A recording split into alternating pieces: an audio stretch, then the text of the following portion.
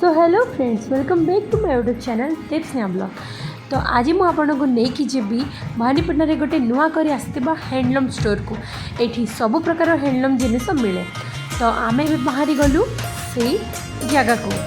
तो मुझे शुणी बहुत ही सुंदर सुंदर शाढ़ी माने आउट ऑफ ओडिशा रू आसी माने काश्मीर स्टाइल रो शाढ़ी माने आउट ऑफ स्टेट रो जोटा माने बहुत ही सुंदर सुंदर जिनस थाए सब आसी। तो चलतु भीतर को जीवा और केते सत केते मिछ जाकि निजे देखा। तो मु आ मो हस्बैंड आसिक पहुँची जाइए से भितर। एंड यहाँ हूँ रायपुर स्वेटर माने स्वेटर टाइप रो टॉप एंड स्वेटर्स जैकेट सब अच्छी। तो मु गोटे गोटे कर आपण मानको देखौछि आपण माने देखंतु एमितिर मो पाखरे दुई तीनटा अच्छी। फिर भी मु देखि सरला पर जानिली कि हाँ कि मो पाखरे अच्छी एगुड़ा। तो देखि नियंतु आपण माने भी। देन सहीटा सरला मुझे आसिक देखुची मैंने डिफरेंट टाइप रो बेडसीट्स ब्लैंकेट बहुत ही सुंदर सुंदर एंड क्लथ तो बहुत बढ़िया अच्छी। ठंडा रेटा ओढ़ले बहुत ही बढ़िया गरम आसब। एंड यहाँ पर किसी कुर्ती प्लाजो सेट्स मुझे देखिली मत किसी भल भी लगला। देन क्लथ ये खास नाला से मुझे आनिली। एंड तापर आम देखा पूरा पतला सिल्क जो कहते पतला टाइप सिल्क से शाढ़ी सब आसी। एंड जो मैंने बहुत लोग किणु भी थिले किंतु मु किणिली किसी खाली आपन को देखा वीडियोटे बनी। एंड ये different type of shawl and माने जो क्लथ किणिकी जो चूड़ीदार सिलेकी पिंधती से सब ये अवेलेबल थिला विभिन्न डिजाइन रो माने जो flower print and animal print रो। एंड ये कुर्ती सेट्स गुड़ा अच्छे।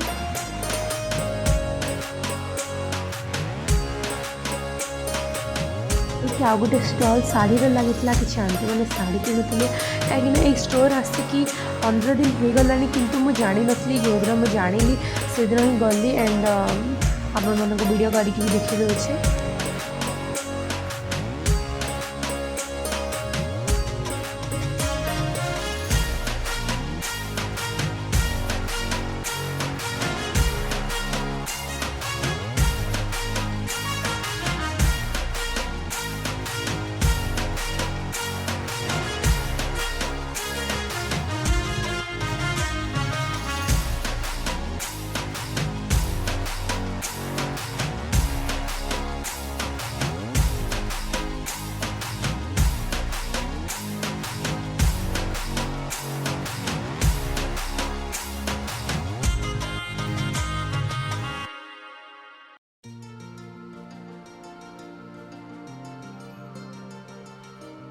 तो एमती किसी स्टॉल बुलू बुलू मु आसिक पहुँचली काश्मीर स्टॉल रे। एठी काश्मीर रे जम्मू एंड कश्मीर रे जो स्टाइल रो राजवाड़ा स्टाइल रो जो साड़ीज पिंधती एंड सेठिकार माने राजा महाराजा टाइम रे जो शाढ़ी गुड़ा पिंधुले लेडीज माने आमे सेमती किसी शाढ़ी देखा पाइलु। एंड यही शाढ़ी मते बहुत ही पसंद आसला कहीं बाहर यहाँ लगी। तो मुझे पचारि ये शाढ़ीटा कौन।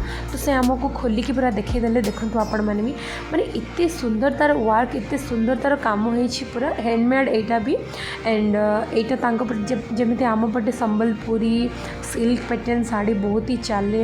एंड बहुत माने तार कॉस्ट भी बहुत अधिक था। तो यार कॉस्ट भी बहुत अधिक थिला 5000 थिला। एंड आमे ताको बार्गेनिंग भी कलु। देन आमे तांको किछि 3000 समथिंग रे मांगिलु। एंड से मध्य देदेले। एंड आमे 3000 एटा लेके आसिलु। तो देखो कितने सुंदर वर्क किचन कलर भी बहुत अवेलेबल थिला एथिरे।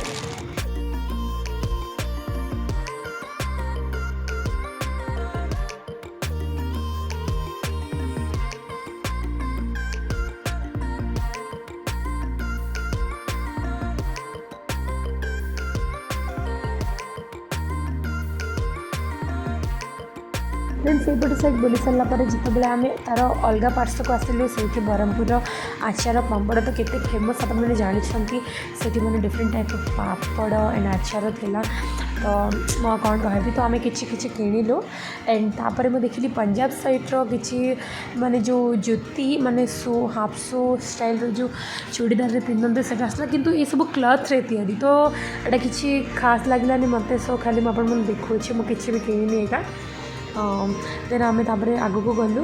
देन आग को अलग अलग स्टल लगी ता भितर माने इयरिंग स्टॉल भी लगी कि इयरिंग एत माने टाइम पाइली तो देखा खाली दूर दूर बन दी एटा कंधमाल आसवा कि माने माने से काजू फाजू बिरी मुग एमती सब देसी जिनस आसला किसी लोक नौले एंड एटा हूँ ओरिजिनल ऑयल माने तेल से माने पेड़ौले एंड डायरेक्ट दौले एटा सोरिष तेल केमती पेड़ी ओरिजिनल तेल बाहर कराऊँगी आपको मुझे देखिए दूसरी देखो केते तेल काढ़ी रखिंट एंड बाहर सब से तेल भी बिक्री कर तो मु गोटे ही माने इयरिंग स्टॉलटे जाकि से देखिली एंड किसी भी खास इयरिंग्स नाला एंड मो पाखे तो इयरिंग्स एमती बहुत अच्छे आपको जिते ब्लॉग देखी से मुझे इयरिंग्स किणुवा तो आपने देखी थे तो मुझे यहाँ पर आहरी आगू गली एंड साड़ी कुर्ती एंड बहुत स्टॉल थिला एंड बहुत जिनस थिला हैंडमेड जिनस तो मुझे देखिली आ चीज़ किनिली तो आप देखी चलतु